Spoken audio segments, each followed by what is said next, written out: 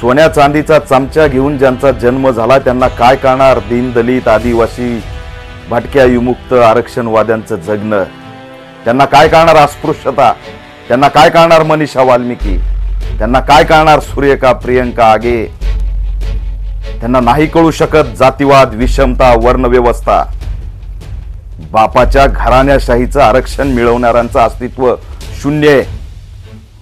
आर्थिक निकषाचं समर्थन करणाऱ्या ताईला दुसऱ्या आणि तिसऱ्या पिढीने आरक्षण घेतलं याची लाज वाटते आणि आर्थिक निकषाचं आरक्षणाचं समर्थन करता. जर दुसऱ्या आणि तिसऱ्या पिढीने आरक्षण घेतलं याची तुम्हाला लाज वाटत असेल, डॉक्टर बाबासाहेब आंबेडकर, छत्रपती शिवाजी महाराज, महात्मा फुले, छत्रपती राजर्षी शाहू महाराज, समानता समता सांगणाऱ्या महापुरुषाच्या महाराष्ट्रात आरक्षण नाकारणाऱ्या प्रवृत्ती जन्माला आल्या याची आम्हाला का लाज वाटू नये? संघाला पोषक बोलताय. तुमच्यामध्ये आणि कंगना राणावत मध्ये फरक काय?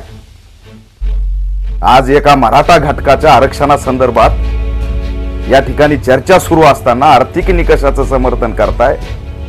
मराठा बांधवांनी या स्टेटमेंटचा अर्थ समजून घ्यावा. बिहारमध्ये निवडणूक आहे, तिथली मनुवादी व्यवस्था संपायला लागली आणि अशा वेळी आरक्षणाच्या विरोधात स्टेटमेंट करायचं. कायम मनुवाद्याची बी टीम म्हणून काम करत आलात. कायम मनुवाद्याची बी टीम म्हणून तुम्ही मनुवाद्यांना या ठिकाणी पोषक वातावरण करत आलात आणि आता एक्सपोज झालात. लक्षात ठेवा, आम्ही काही सहन करू, पण आरक्षणवाद्यांना हिनवणं, आरक्षण नाकारणं हे कधीही आम्ही सहन करणार नाहीत. आज तुम्ही संघाला आणि बीजेपीला पोषक स्टेटमेंट करता. धर्मसत्ता, धर्मराष्ट्र तुम्हाला प्यारं वाटू लागलंय. मनुवाद तुम्हाला आपलासा वाटू लागलाय. जातीवादी भूमिकेत तुम्ही या लागलात. हे आम्ही खपून घेणार नाहीत. लक्षात ठेवा, सामाजिक मागासलेपणाचं आरक्षण नाकारण्याची जी चूक तुम्ही केली आहे आणि आर्थिक निकषाच्या आरक्षणाचं जे समर्थन केलंय त्याबद्दल माफी मागा. आणि जर का माफी मागितली नाही तर मग मात्र आम्ही रस्त्यावर उतरल्याशिवाय राहणार नाहीत हा इशारा सुद्धा देतोय. आणि धमक होती ना, निवडणुकीच्या आधी तुम्ही आर्थिक निकषाचं समर्थन करून हा अजेंडा घेऊन निवडणूक लढवायची असती, तोंडावर पडला असतात.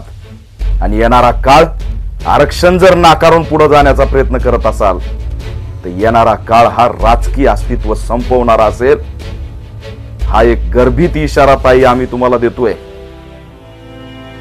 की कुणाच्या हातचं भावलं होत आहेत याचं असणारे परिणाम वाईट होतील.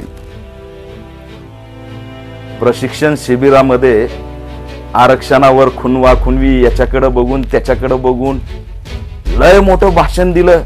आज काय झालंय? हातावर घडी, तोंडावर बोट. आवाड साहेब बोला, बस झाली गुलामी.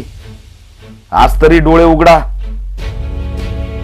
आणि बघा नीट, या आर्थिक निकषाच्या आरक्षणाची भूमिका तुम्हाला मान्य आहे का?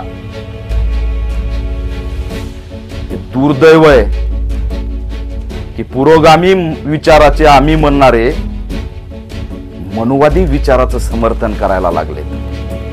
आता तुमच्याकडे काही उरलं नाही. तुमचा पक्ष गुंडाळा आणि तिथं बीजेपी मध्ये विलीन करा.